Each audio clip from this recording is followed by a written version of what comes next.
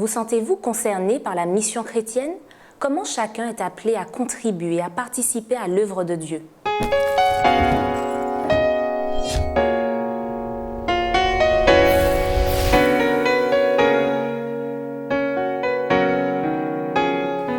Bienvenue dans votre émission Autrement dit. Je vous retrouve avec plaisir afin de poursuivre nos réflexions entamées sur la gestion chrétienne de la vie. Autrement dit, comment un chrétien appréhende la vie, comment il administre ses biens et qu'est-ce que Dieu attend de nous en tant que bons gestionnaires. Alors pour répondre à nos questions aujourd'hui, nous avons le plaisir d'accueillir sur le plateau Grégory Desca et Marvin Martial. Bienvenue à tous les deux. Merci.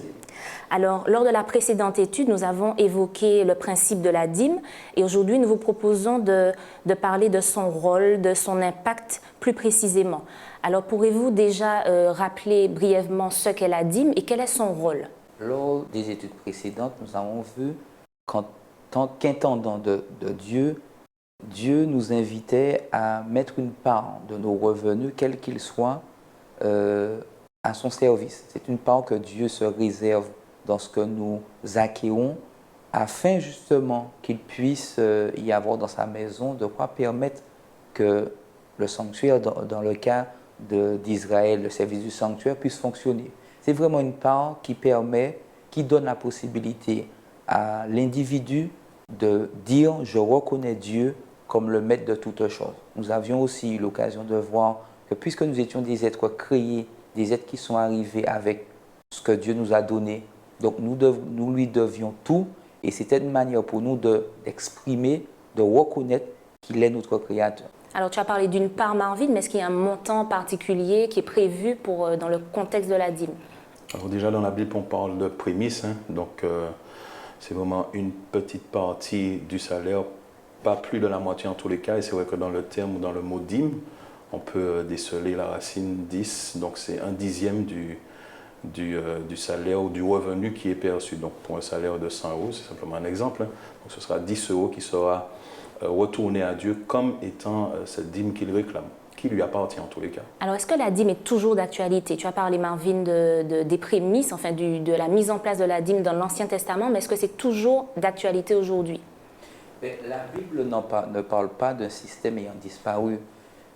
Ce n'est pas parce que ce système est présent dans l'Ancien Testament, mais qu'il n'est pas évoqué dans le Nouveau Testament, qu'il a forcément disparu. Il a pris une autre forme, mais quand on regarde spécifiquement ce que Dieu dit dans Malachie 3, le verset 10, Dieu met l'accent sur ce rapport qu'il a par rapport à cette part qui lui revient. Parce qu'il dit au peuple, vous me volez dans les dîmes et les offrandes. Donc on se rend compte que c'est un système que Dieu, c'est une part que Dieu invite les individus à lui rendre, parce que quels que soient ceux qui ont vécu à cette période, nous aujourd'hui, nous devons reconnaître la seigneurie de Dieu sur notre vie. Et je crois que c'est un système, en tout cas une somme qui aujourd'hui a encore toute son importance. Il faut dire aussi que l'Église est toujours présente, pour aller dans la continuité de ce que Marvin dit. L'Église est encore présente, la mission est toujours la même. Et forcément, l'argent, c'est le nerf de la guerre. Dieu n'a pas besoin d'argent, donc ce n'est pas vraiment pour lui-même.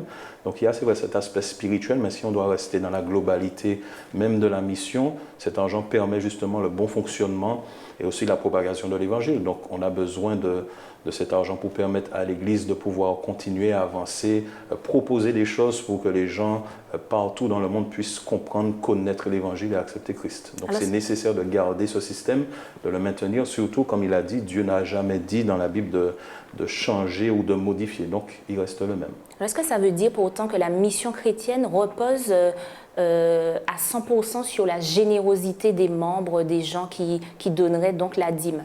La mission chrétienne, en tout cas la propagation du message, dépend de la générosité de ceux qui adhèrent au message. Il y a les dîmes, il y a les offrandes, il y a les offrandes spécifiques, celles que nous mettons pour des projets particuliers, mais qu'on le veuille ou non, et Grégory le disait, l'argent c'est le nerf de la guerre. Pour permettre que cet évangile soit diffusé à travers le monde, comme nous le réclame notre ordre de mission, aller partout dans le monde, prêcher la bonne nouvelle. Il faut de l'argent. Il faut de l'argent pour que les choses s'organisent. Donc oui, il incombe à ceux qui acceptent ce message, cette bonne nouvelle, qui sont sauvés par grâce, de pouvoir donner les moyens à d'autres d'aller vers ceux qui ne connaissent pas encore, qui n'ont pas encore accepté, qui ne savent pas, n'ont pas encore entendu parler de cette bonne nouvelle, cette possibilité d'entendre. Et il nous incombe de participer financièrement. Alors très concrètement, est-ce que la dîme c'est destiné vraiment à quelqu'un en particulier ou à un groupe de personnes ou pour des missions particulières? Très concrètement, comment la dîme est dispatchée ou répartie en tout cas? Alors, je ne sais pas si on pourra rentrer dans tous les détails de l'aspect administratif de la chose, mais c'est vrai que je crois qu'au départ, le fait de retourner la dîme, c'est toujours, enfin, je pense que c'est une implication personnelle et relationnelle entre Dieu et l'homme. Donc je crois qu'il y a déjà un impact personnel sur cette personne qui participe, qui s'investit, parce que je crois que c'est un investissement aussi, parce qu'elle a compris que Dieu attend justement que chacun puisse contribuer à l'avancement de son œuvre. Et c'est une bénédiction que nous avons d'avoir un salaire, donc de pouvoir retourner par la suite. Donc c'est cet investissement, cette implication que Dieu cherche à faire ressortir. Et puis je crois que l'aspect spirituel aussi, de voir que Dieu nous demande quelque chose, mais qu'au départ, il a déjà fait sa part. Et il faudrait garder ça à l'esprit. Lorsque Dieu demande de retourner, c'est parce que lui-même a déjà été responsable et a déjà donné au départ. Donc le travail qu'on a, les revenus qu'on perçoit, même si c'est un aspect social, c'est Dieu qui permet ça. D'accord? Donc je crois que c'est déjà pour nous au départ, et si chaque personne le comprend comme ça, effectivement l'impact va prendre un aspect beaucoup plus global et beaucoup plus collectif. Qu'est-ce qu'elle nous permet d'expérimenter en tant que chrétien, en tant que croyant? La dîme nous permet déjà en premier lieu d'expérimenter cette foi en Dieu, de placer notre confiance en ce Dieu que nous disons être notre Créateur, celui qui pourvoit à nos besoins, et être dans une situation de dépendance vis-à-vis de lui. Il arrive parfois qu'on se demande, est-ce que faut-il réellement que je remette la dîme?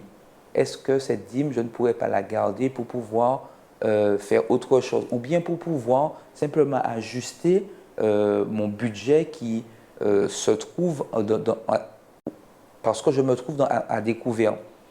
Cette dîme me permet justement, quand je la remets, de dire, Seigneur, je te fais confiance. Je reconnais que tu as la possibilité d'ouvrir des portes qui aujourd'hui me sont fermées. Je te fais confiance. Et je crois que c'est ce premier aspect, parce que chaque individu qui rentre dans cette relation avec Dieu a une idée de Dieu, une idée de ce qu'il est capable de faire, parce que la Bible présente des histoires, des expériences d'hommes et de femmes, et nous entendons d'autres expériences.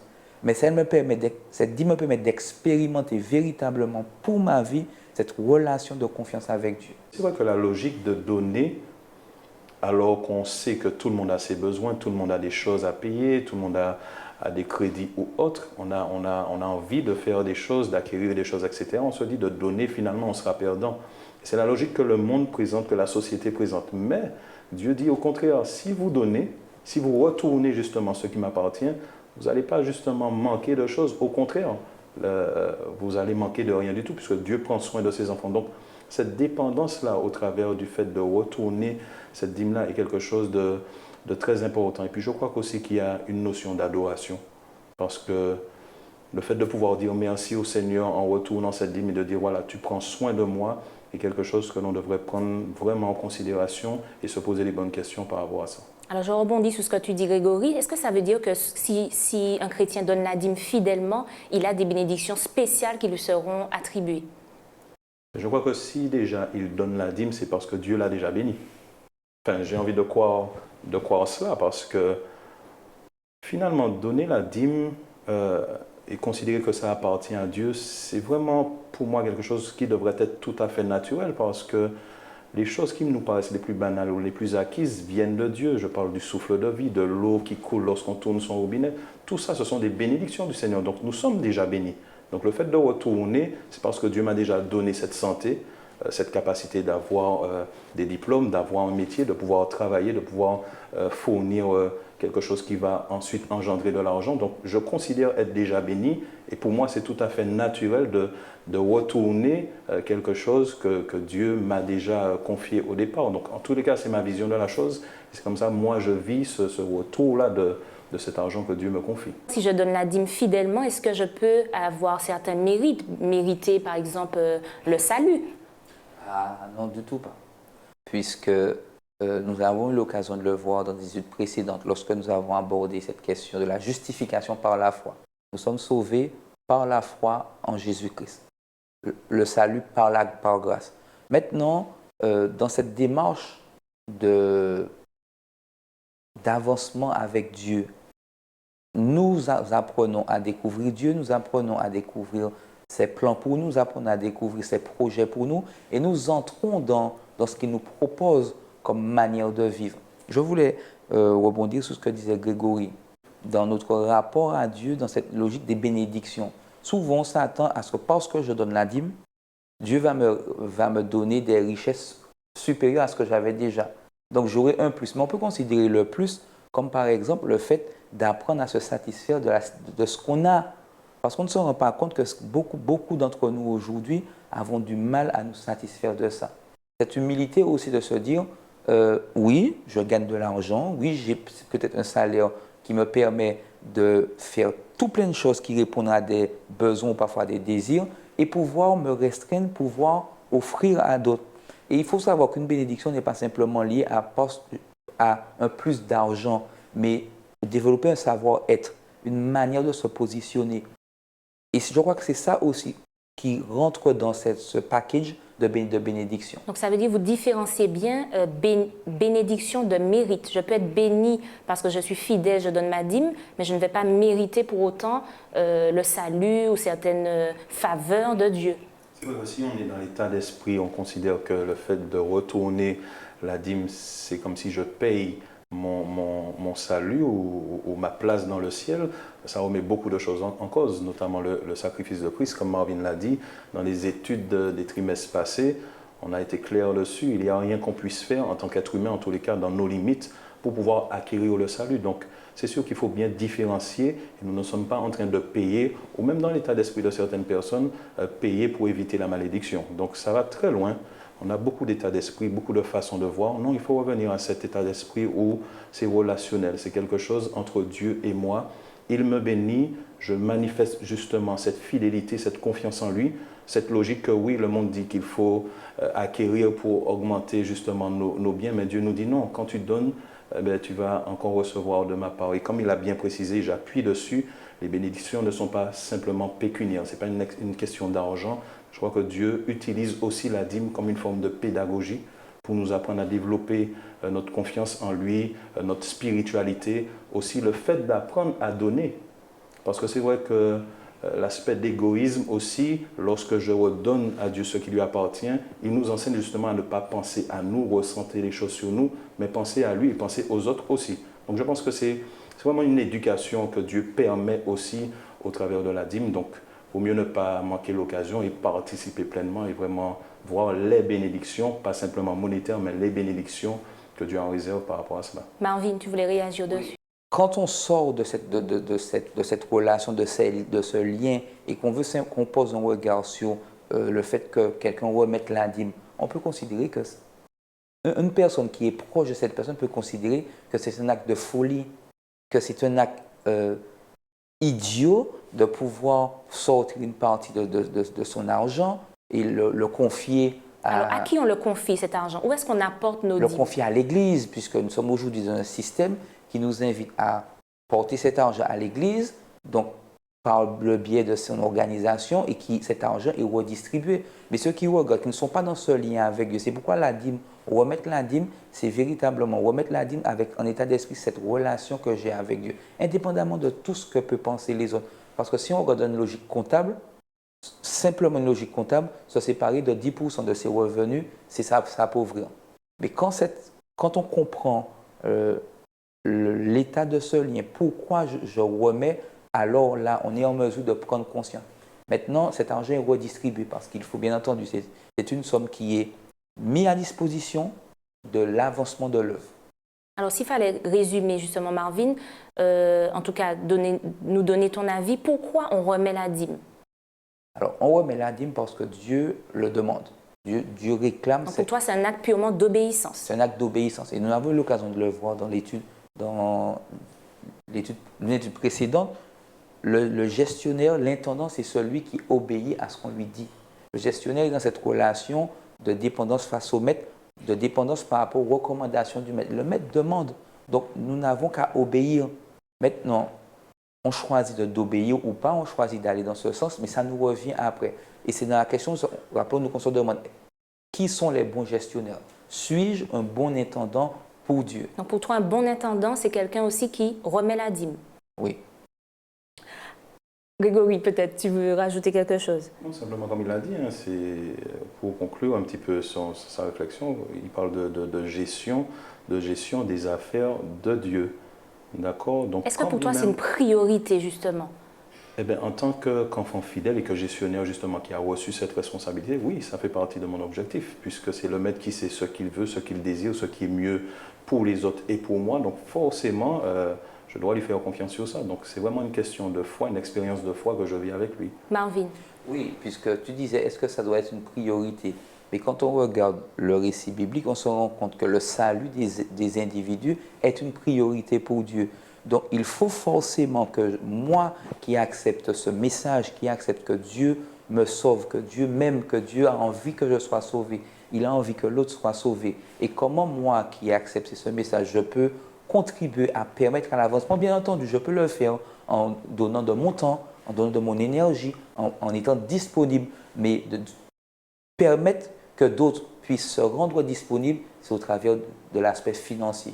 Donner les moyens aux autres de pouvoir diffuser ce message. Alors, est-ce que venir en aide aux nécessiteux, je parle de même en donnant des dons pécuniers, est-ce que ça peut remplacer la dîme? Selon le texte biblique, non. Parce que les raisons et les motivations du fait de retourner la Bible, c'est Dieu qui les a définies.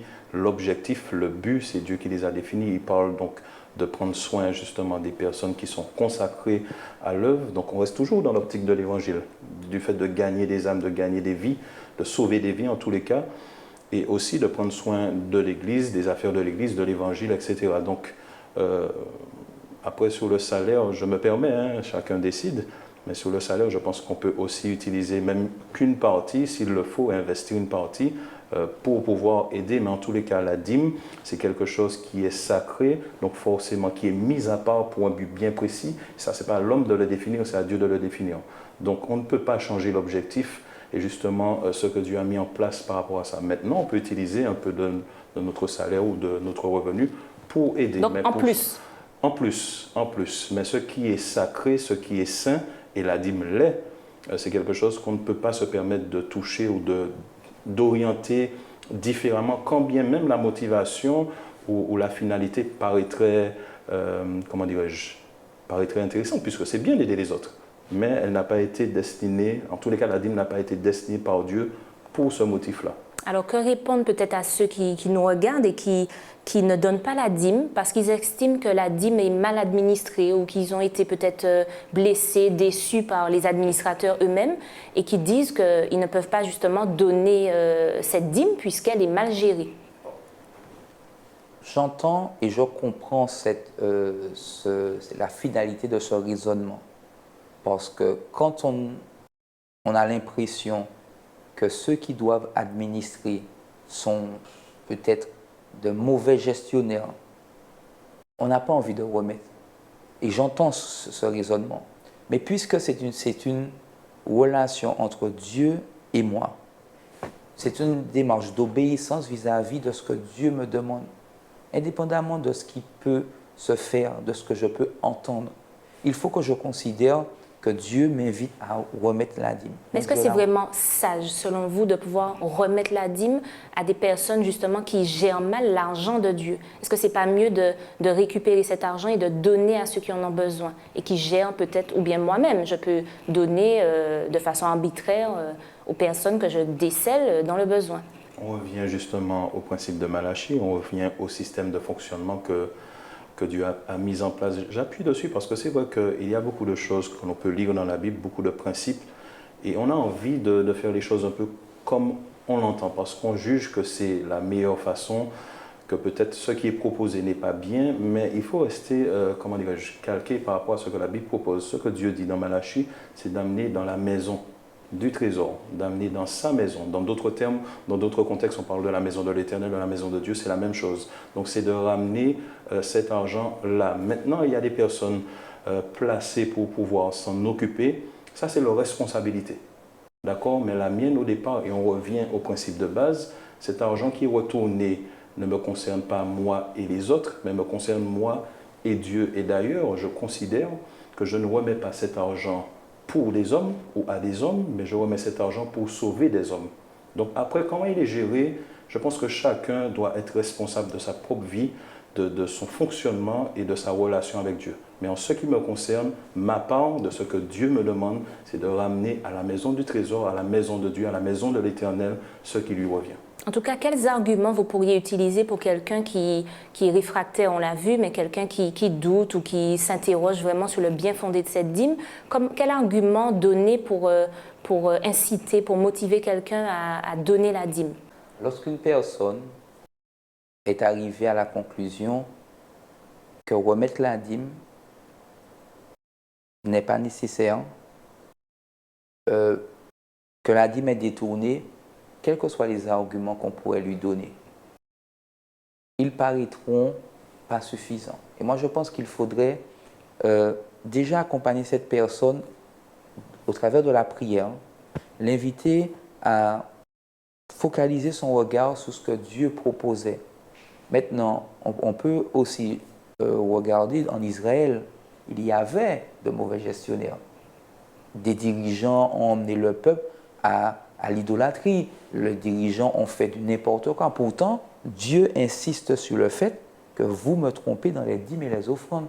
Donc ça reste pour Dieu un élément central. Il faut emmener la personne à comprendre que c'est cette relation entre lui et Dieu. Ce que disait Grégory, si elle focalise sur les autres, oui, on pourrait considérer qu'elle a raison de le dire. Mais quand elle se focalise sur ce que Dieu lui demande, ce que Dieu fait pour elle, ce que Dieu a fait pour elle, et ce que Dieu lui demande dans sa gestion, après ce qu'elle peut faire, elle, en tant qu'individu, en tant qu'enfant de Dieu, c'est de pouvoir demander à Dieu d'éclairer ses dirigeants, de les inviter à prendre conscience de leur erreur. Et puis lui, cette personne restait toujours fidèle. Et qu'en est-il des personnes peut-être qui nous regardent et qui sont désireuses de participer à la dîme, de donner la dîme et de bénéficier des bénédictions dont vous parlez, mais qui ne peuvent pas financièrement? Ce sont des personnes qui ne travaillent pas ou même qui ont un salaire mais une famille à nourrir. Ils ne peuvent pas financièrement dégager ces 10%. Que répondre à ces personnes? On est un petit peu dans l'état d'esprit que Marvin présentait. Je peux comprendre aussi cela. C'est vrai que je ne voudrais pas avoir un discours trop radical et trop sectaire. Ça peut se comprendre qu'il y a des choses qu'on a envie d'avoir, on a une famille, on a des enfants à nourrir. Et c'est vrai que la vie n'est pas toujours facile, elle est de plus en plus chère. Chaque année qui s'ajoute, les choses augmentent aussi. C'est pas simple, c'est pas simple. Mais comme au départ, on revient et c'est incontournable à une relation spirituelle. C'est une expérience de foi qu'on vit avec Dieu et c'est de croire que Dieu est capable de prendre soin de moi. Peut-être qu'il faudrait aussi apprendre à recentrer nos motivations et aussi nos besoins, parce qu'il y a beaucoup de besoins qui sont présentés, mais qui ne sont pas vitaux, qui ne sont pas vraiment nécessaires pour chaque individu. Donc, c'est vraiment apprendre à redépendre ou à dépendre à nouveau de Dieu. Je crois que c'est vraiment relationnel et c'est le conseil que je donnerais, vraiment apprendre à faire une expérience de foi avec Dieu. Je ne pourrais pas forcément entrer dans les détails, mais si je dois parler de mon expérience, je dirais que j'ai déjà vécu un petit peu les deux situations où je donne ou je ne donne pas. Et finalement, quand je donne, je vois que j'ai encore plus que les fois où je n'avais pas donné. Je pensais qu'en gardant, j'aurais pu faire plus de choses. C'est vraiment quelque chose d'extraordinaire qui mérite d'être vécu et de voir que finalement, Dieu est fidèle. Il dit des choses et il promet des choses et il remplit ses responsabilités. Donc, c'est beau de partager ça avec Dieu et de voir que, voilà, il dit quelque chose et il est là, il est présent et il prend vraiment soin de nous parce que celui qui a foi en Dieu, justement, ne va manquer de rien, mais en tous les cas, tout ce qui est nécessaire à sa propre vie. Donc, c'est une expérience de foi que j'invite chacun à pouvoir vivre, à pouvoir expérimenter. Je l'ai fait, je ne le regrette pas. Je pense que ce sera vraiment bénéfique et pédagogique pour chaque individu. Oui, Marvin. Au travers du prophète Malachi, Dieu va dire au peuple, mettez-moi de la sorte à l'épreuve et vous verrez si je n'ouvre pas pour vous les écluses des cieux. Je vais dans le sens de Grégory à lui faire confiance. Souvent, Nous oublions que Dieu a les ressources et a les moyens de toucher les cœurs, d'orienter les actions. Que je n'ai pas les moyens, peut-être à mon sens, de faire face aux difficultés. Dieu a les moyens d'envoyer des personnes vers moi. Donc c'est vraiment un acte de foi, c'est ce que tu dis? Oui, parce que quand on se retrouve avec déjà un budget déficitaire et qu'on se dit, il faut, ouais, cette part que je vais enlever va encore causer ça, ou bien que je n'ai même pas les moyens finalement de vivre, de subvenir aux choses élémentaires, oui, c'est véritablement un acte de foi. Mais peut-être aussi, il faudrait, comme tu disais Grégory, parfois prendre le temps de s'asseoir et de redéfinir qu'est-ce qui est important et comment je dépense cet argent qui est le mien.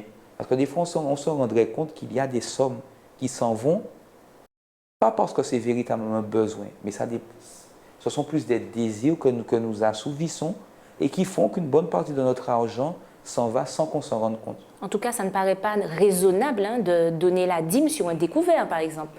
Enfin, Dieu comprend quand même que... C'est presque impossible, mais ce que Marvin dit là est très important. On pourrait penser que parce que, imaginons le contexte ou le scénario où j'ai donné ma dîme, c'est-à-dire que j'ai reçu mon salaire, effectivement, je dégage ces 10% en premier que je remets à Dieu, que j'accompagne même d'offrandes. Est-ce que ça me donne pour autant le droit de dilapider le reste de mon argent? On revient à la notion de gestionnaire. Il ne s'agit pas simplement de donner, de penser que tout le reste, je dépense comme je veux, mais comment je peux utiliser cet argent déjà pour continuer à vivre d'une façon normale, et puis de quoi aussi, parce que Dieu m'a béni, comment il peut m'utiliser pour être une bénédiction pour les autres, pour aider justement ceux qui n'ont pas les moyens. Donc, il faut apprendre à réfléchir à tout cela. La gestion, effectivement, passe par cette dîme qu'on retourne à Dieu parce que ça lui appartient, mais aussi au reste de notre salaire, de notre revenu, quel qu'il soit, pour savoir comment le dépenser, ne pas me retrouver dans des situations qui sont délicates et parfois difficiles à sortir la tête de l'eau. Mais ce seront les mots de la fin. Merci Grégory, merci à Marvin pour cet échange. Merci à vous de nous avoir suivis. Rendez-vous à une prochaine émission d'Autrement dit.